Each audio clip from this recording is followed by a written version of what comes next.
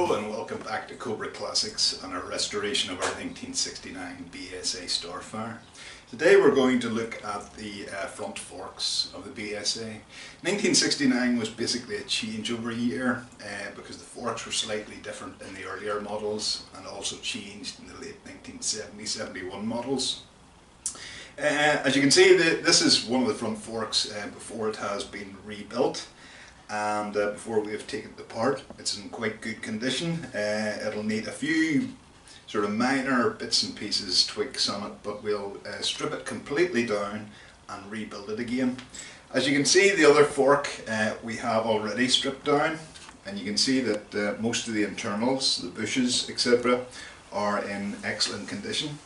In here we have the fork seals that we will change, because you're always recommended to change the seals when you're doing a major rebuild. Things like the lower fork stanchions, we'll make sure they're repainted back to sort of factory colours. We're not too worried about the indentations from stone marks. As I say, this is a restoration. We want to keep some of the originality of the bike, and obviously these came through time and we want to keep those. When we go to rebuild, as I say, we'll be renewing the oil seals here. Everything else looks to be, on this fork anyway, in very good condition. It's missing a couple of minor pieces, which is the fork seal O-ring and also a small washer, but again we'll get those. There was also a couple of other washers missing at the top of the spring, etc., but we'll replace all those in time.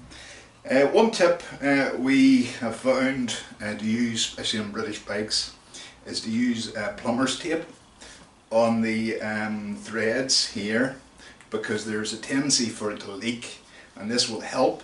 It possibly won't prevent, but it will help if you just put some plumber's tape on this before you screw it back together again.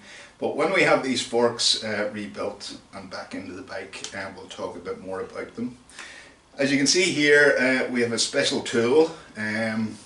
This is for taking these fork seal covers off, and say it's an ideal tool. You can make your own or can use a strap, but the problem is sometimes the aluminium steel in these is quite lightweight and can bend, or you can put indentations into the chrome, which whenever it finishes maybe just doesn't look the job.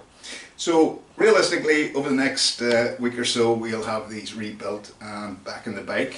And remember to like our video and turn notifications on, and I'll see you next time.